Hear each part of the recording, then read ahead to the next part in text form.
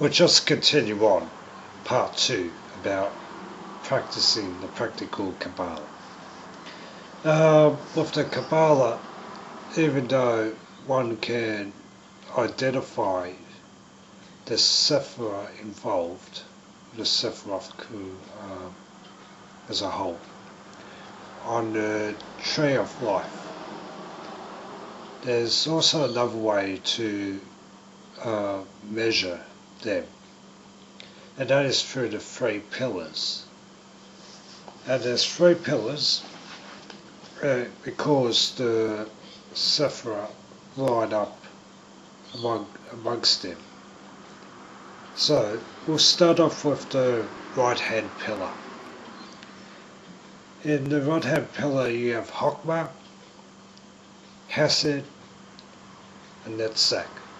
Now the right hand pillar is a masculine pillar, and the general naming of the right hand pillar is the pillar of mercy. And we've got a middle pillar which is deemed equilibrium, neither male or female, and it's called the pillar of mildness. And in that pillar we have Keter, Tifereth, Yesod and Malkut. So it is neither male nor female but balanced, so to speak, if you want to look at it that way in regards to gender type things. And in the feminine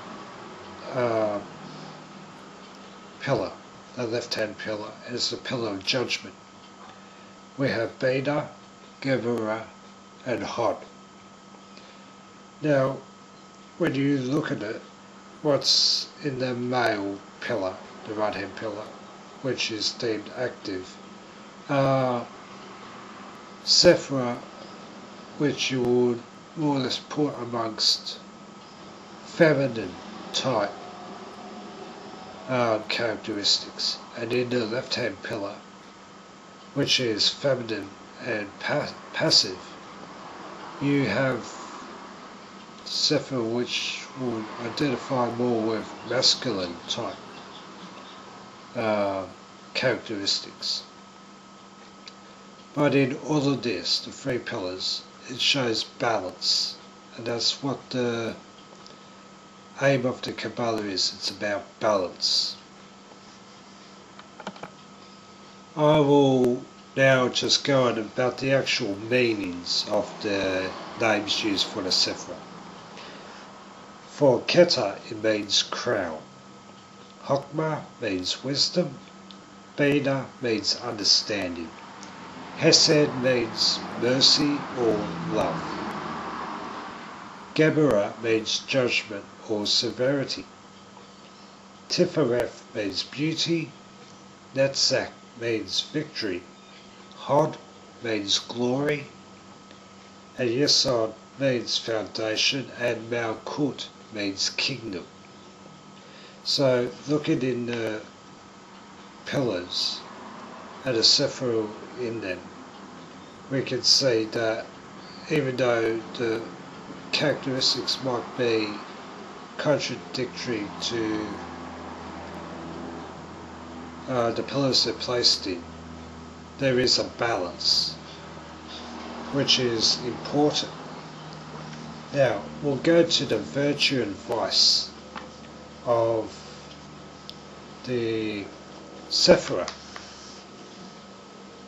And as I said earlier, that Keter and Chokmah have a virtue, they do not have a vice. So if we look at Keter, the virtue is attainment. In Chokmah, it is devotion. If we look at now the virtue and vice, we look at Bina, the virtue is silence, and yet the vice is avarice or greed. In Hesed, the virtue is obedience, and the vice is tyranny. In Gebera, the virtue is courage, the vice is destruction. In Tifereth, the virtue is devotion to the great work. I suppose you would say trying to engage in a restoration of the earth in this world. And the vice in Tifereth is pride. In Netzach, the virtue is unselfishness, and the vice is lust. In Hod, the virtue is truthfulness, and the vice is dishonesty. In Yesod, the virtue is independence, and the vice is idleness.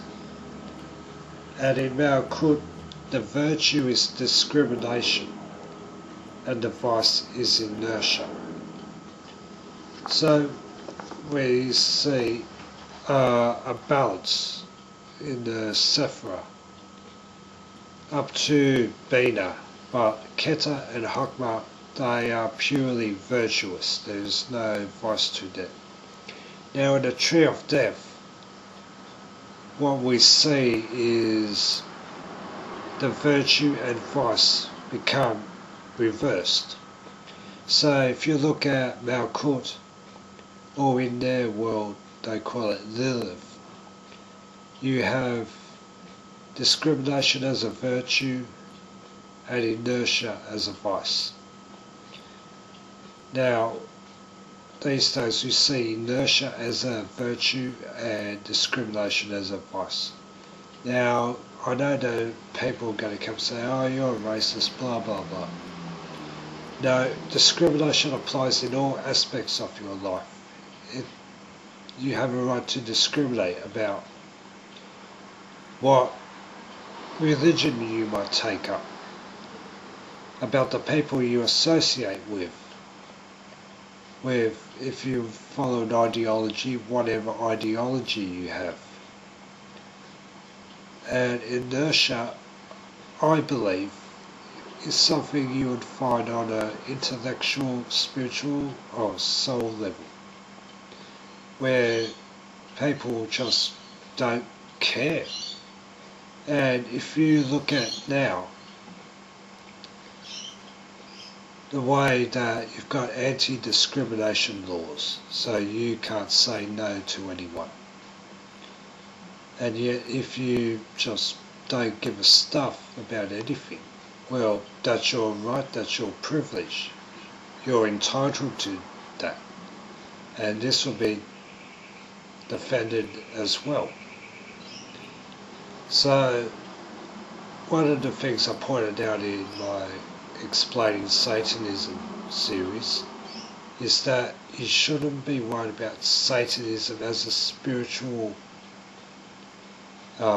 creed for the time being. But when it starts becoming an ideology, yes, that's when you should start worrying, and we see this now. If we look at some of the other things, let's say, Netzach. Unselfishness is a virtue and lust is a vice. Now these days lust is the number one aim or number one desire, and unselfishness, well, if you're not getting paid for doing something good, then you're half-wit. That's the way most people see it now. So these are the sort of things that apply on the Tree of Death, and people, I believe, just going into the Tree of Death by default and using it as a philosophy to govern their country, their societies, their communities, their lives. it's all about me. Continuing on with the Tree of Life. The Keter is not the absolute top of the Tree of Life. Beyond that, there are 3 veils of negative existence, or commonly referred to as the 3 negative veils. It's hard to describe because it's a negative existence. You have Keter, and above that, the first veil, which is Ein Sof Or, which means limitless light. Above that, you have Ein Sof, which means limitlessness. And above that, you have En, which means nothing. That's what it literally means, nothing. What's beyond that, nobody knows. I don't think there's the words in any language which could describe that. You're talking about the pinnacle of God himself. If you look at the 3 negative veils, they are like on a coffee filter. No, it's just a way for, God himself, before he puts his essence downwards and not separates it, but extends it from himself. It's really beyond human concept. And there's one, some people say it's a Sephirah.